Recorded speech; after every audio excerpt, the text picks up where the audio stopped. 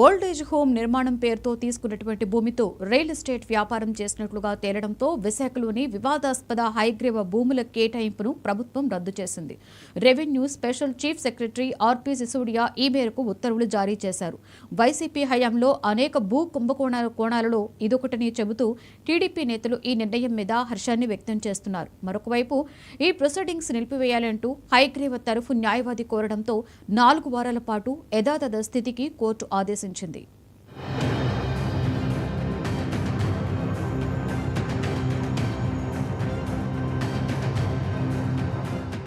విశాఖ ఎండాడ పరిధిలోని survey number 92/3లో Hayagriva farms and developers సంస్థకు ప్రభుత్వం 12.5 ఎకరాల భూమి కేటాయించింది. ఆ భూమిలో వృద్ధాశ్రమం, అనాథాశ్రమం కడతామని చెప్పి రాష్ట్ర ప్రభుత్వం నుంచి రాయితీ మీద తీసుకున్న ఆ భూమిలో నిబంధనలకు విరుద్ధమైన నిర్మాణాలు చేపట్టారు. అందుకే భూ కేటాయింపు రద్దు చేస్తూ ఈ నెల 10న రెవెన్యూ శాఖ ప్రత్యేక ప్రధాన కార్యదర్శి మెమో జారీ చేస్తూ దానికి అనుగుణంగా తగిన చర్యలు తీసుకోవాలని కలెక్టర్ను ఆదేశించారు. దీంతో ఈ నెల 11న పంచనామా జరిపి అధికారులు భూమిని స్వాధీనం చేసుకున్నారు. వైసీపీ హయాంలో జరిగిన భూ కుంభకోణాల్లో ఇదొకటని అప్పటి ఎంపీ ఆధ్వర్యంలో ఇది వ్యాపారంగా మారిందని అంటున్నారు. భూములు ఓల్డ్ ఏజ్ హోమ్ కని అన్నారు. తర్వాత విల్లాస్ కట్టడం మొదలు పెట్టారు ఎంవి సత్యనారాయణ గారు. అప్పటి నుంచి కూడా భర్త గారు కానీ వెలపూడి గారు కానీ ఈ భూముల మీద ఫైట్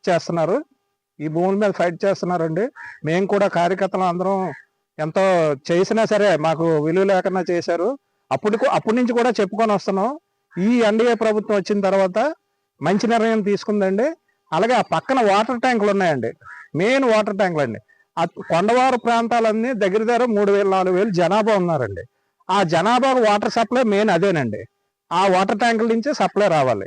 అలాంటి వాటర్ ట్యాంకులు కూడా కబ్జా చేసేసి వదలకన్నా, కనీసం వాటర్ పైప్ లైన్ కూడా వదలకన్నా కబ్జా చేసేసి ఆ హైగ్రీవ కట్టుతున్నారండి. ఎన్డీఏ ప్రభుత్వం ఈ విషయంలో సరైన పద్ధతిలో స్పందించిందని స్థానిక తెలుగుదేశం నాయకులు హర్షం వ్యక్తం చేస్తున్నారు. ప్రభుత్వాన్ని మోసం చేసి భూములు కబ్జా చేద్దామన్న వాళ్ళందరికీ కూడా చెంపపెట్టు.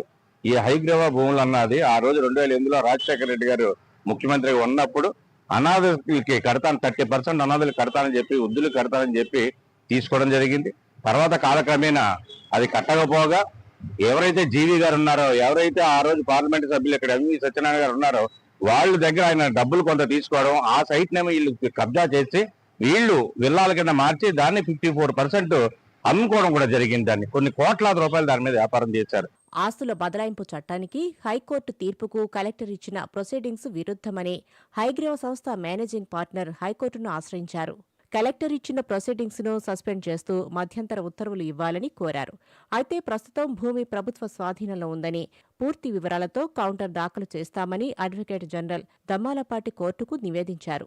ఇరుపక్షాల వాదనలు విన్న హైకోర్టు స్వాధీనం చేసుకున్న భూమి విషయంలో 4 వారాల పాటు యథాతథస్థితి పాటించాలని రాష్ట్ర ప్రభుత్వాన్ని పిటిషనర్ను ఆదేశించింది. 2 వారాల్లో కౌంటర్ వేయాలని ప్రభుత్వాన్ని కోరింది.